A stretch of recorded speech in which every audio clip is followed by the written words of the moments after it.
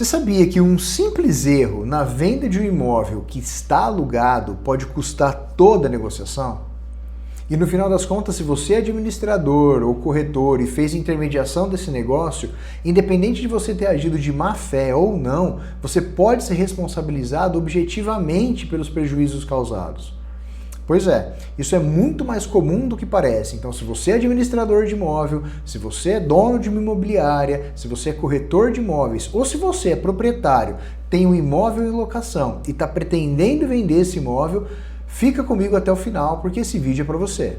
Muitos proprietários acabam tendo a oportunidade de vender o imóvel deles enquanto está o curso de uma locação. Então ele foi lá, alugou o imóvel está sendo alugado, está sendo usado pelo locatário, está recebendo aluguéis, só que surge a possibilidade de vender esse imóvel. Tem um terceiro que quer comprar esse imóvel que está alugado. Quando surge essa proposta e essa possibilidade de venda, nasce o direito de preferência do locatário. E esse direito tem que ser respeitado de acordo com a lei. Não respeitar esse direito de preferência da forma como a lei traz pode gerar a anulação dessa venda, pode gerar um prejuízo muito grande com ações judiciais e eu digo mais, para você que atua na intermediação dessa negociação, como corretor, como imobiliária, você tem uma responsabilidade muito grande e objetiva pelos prejuízos que são gerados por conta de uma má administração ou por não ser respeitado da forma correta o direito de preferência do locatário. Nesse vídeo eu vou abordar alguns aspectos técnicos desse direito de preferência.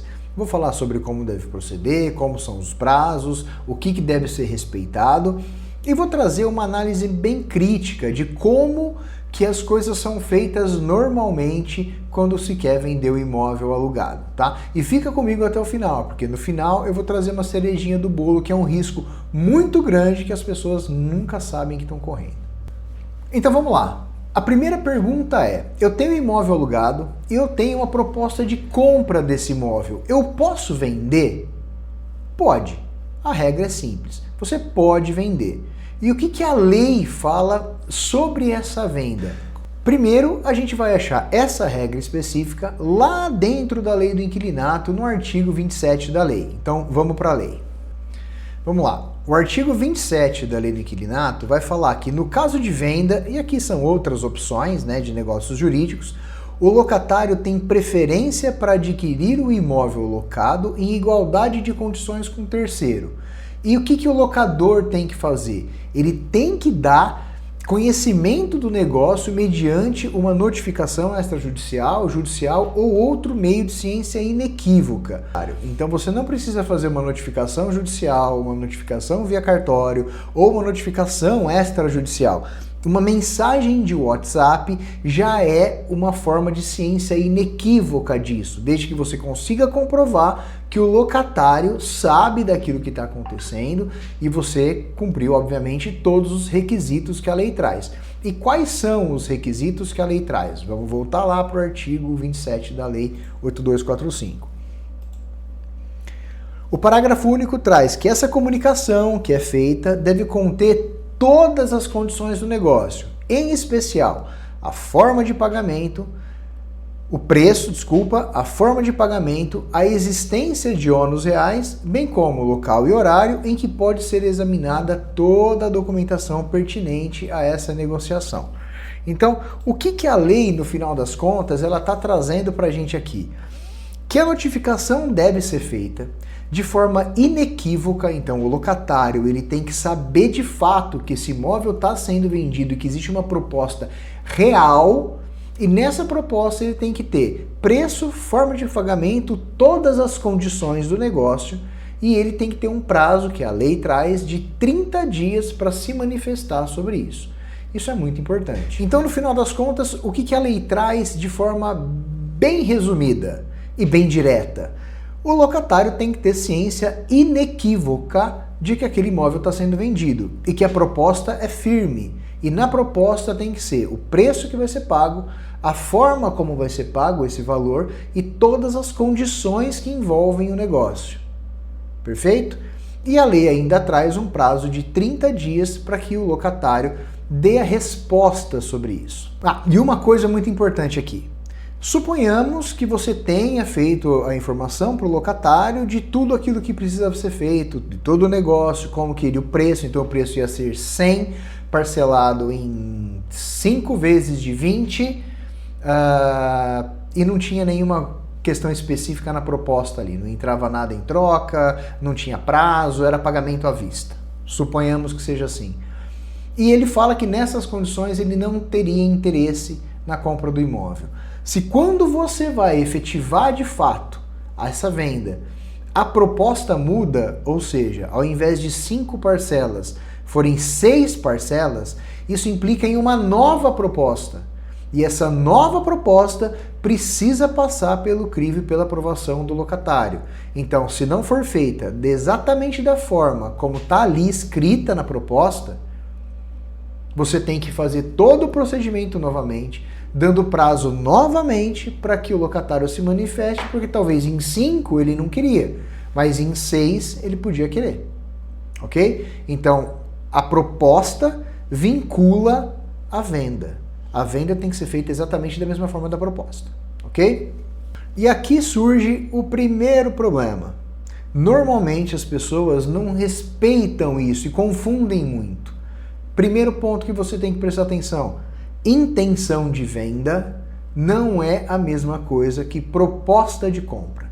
A intenção de venda é o dono do imóvel que quer se desfazer do imóvel e que quer vender, que vai colocar esse imóvel à venda. A proposta concreta, a proposta de compra, ela nasce com preço, forma de pagamento e todas as condições do negócio. Só vai ter preferência quando alguém quiser adquirir. Pensa comigo, se você tem preferência, você tem que ter preferência em relação a outra pessoa. Então, a simples comunicação de intenção de venda do imóvel não supre a comunicação quando você tiver uma proposta concreta. Perfeito? Você não está se eximindo de forma legal de dar ao locatário o direito de preferência se você só está informando que você quer vender o imóvel e perguntando se ele tem interesse. Você só vai ter esse direito de preferência de fato sendo exercido quando uma proposta concreta estiver na mesa. Bom, vamos lá. E quais são os riscos da não observação desse direito de preferência? Bom, a gente já falou lá atrás. Ação judicial para nulidade da venda, desconstituição da venda, prejuízo com contratação de advogado, processos longos e etc. Mas, enfim, como que isso se dá na prática? Eu vou dar um exemplo bem simples, tá? Então vamos supor que exista um imóvel aqui e o dono desse imóvel está alugado, obviamente, porque é exatamente isso que a gente está falando, né? Convenhamos. O proprietário vendeu esse imóvel para um terceiro sem se preocupar em dar o direito de preferência para o locatário. E não mais que de repente o locatário recebe uma notificação desse novo dono do imóvel aqui falando, ó, sai do meu imóvel porque eu quero usar. Só que o locatário tinha interesse na compra. O locatário pode verificar como que se deu essa compra, entrar com uma ação pedindo que o juiz garanta para ele o direito de preferência que a lei já garante, deposita o valor nas mesmas formas e condições do pagamento que foi feito, ou da negociação que foi feita, e fica com o imóvel para ele. Resultado, o vendedor aqui não vai ter como pegar o imóvel para ele. Ele desfez essa primeira negociação, valendo-se do direito de preferência, e agora ele fez uma nova negociação, onde agora o comprador é ele. Resultado, a pessoa que tinha comprado antes vai ficar a ver navios. E você acha que essa pessoa vai amargar esse prejuízo sozinho? Isso pode virar um litígio muito grande, por tempos e tempos e tempos. E agora vem aquela cerejinha do bolo que eu falei para vocês lá atrás. Eu sei que esse é o tipo de coisa, é completamente hipotética a situação. Porque ninguém faz isso, principalmente aqui no Brasil, onde ninguém quer tirar vantagem de ninguém. E a gente está aqui sempre para fazer a coisa certa. Então, encarem isso de forma completamente hipotética. Suponhamos que você vai fazer uma negociação, você é o dono de um imóvel, você mesmo é dono de um imóvel, tá alugado. E você fala assim, o locatário, ele não vai ter condição para pagar esse imóvel que eu estou pedindo R$1 milhão desse imóvel. Não faz nem sentido, eu não vou nem oferecer para ele o direito de preferência. E aí aparece alguém que quer comprar o seu imóvel, ele vai lá e deposita na sua conta R$1 milhão. Perfeito?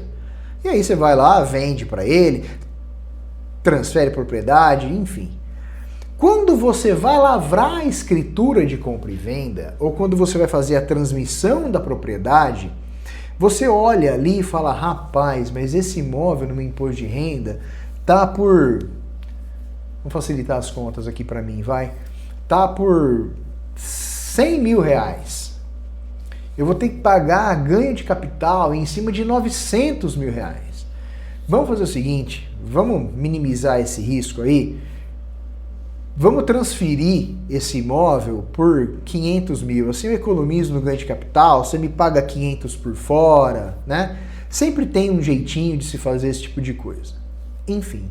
E você vai e faz essa negociação, o proprietário aceita, o comprador aceita, porque afinal de contas ele vai pagar ITBI pelo valor menor também. Então, no final das contas, tudo dá certo. Ele tinha o dinheiro, ele não precisaria fazer financiamento, a compra foi feita por transferência bancária, isso aí depois vocês se resolvem em como que vai ser feita essa diferença.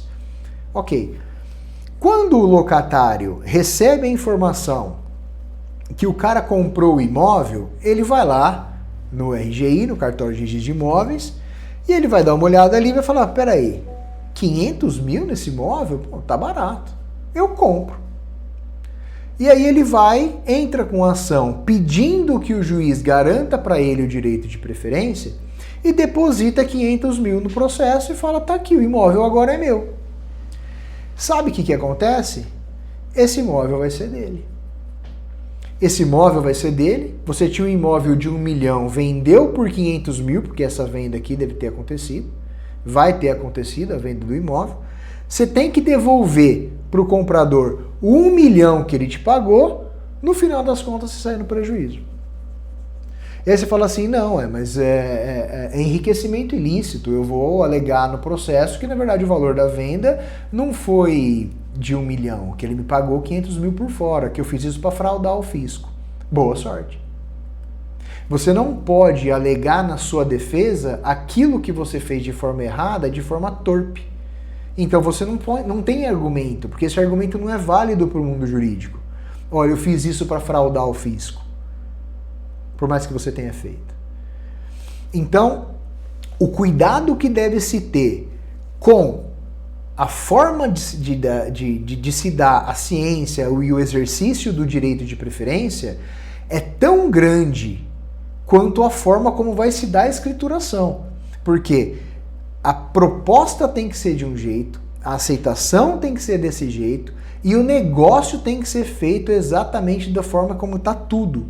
Tudo tem que encaixar. Porque se alguma coisa estiver fora do lugar, você corre um risco muito grande de ter o negócio anulado e, num caso como esse, por exemplo, de ter um prejuízo grande aí na venda de um imóvel. Então é isso, pessoal. Se você é corretor, se você administra imóvel, se você é proprietário, se você atua nessa gestão, saber aplicar a lei é essencial para evitar prejuízos. Então, se você quiser mais vídeos como esse, eu vou estar aqui semanalmente postando vídeos sobre locação, sobre compra e venda, sobre o mundo do direito imobiliário como um todo, ok? Então, se inscreve no canal, ativa o sininho. Se você acha que esse conteúdo faz bem para alguém ou pode ajudar outra pessoa, encaminhe esse conteúdo também para que essa pessoa possa assistir. Me conta nos comentários se você já viveu alguma coisa assim, o que você acha, ou se faltou alguma coisa, se eu deixei você com dúvida de alguma coisa, porque não dá para esgotar o tema, tem muito mais coisa para falar, inclusive sobre venda de imóvel alugado. Mas eu vou deixar isso para um próximo vídeo, beleza? Então qualquer coisa é só você deixar aqui nos comentários aquilo que vocês querem que eu trate no próximo vídeo e eu faço questão de fazer um vídeo de acordo com aquilo que vocês quiserem, beleza? Até mais!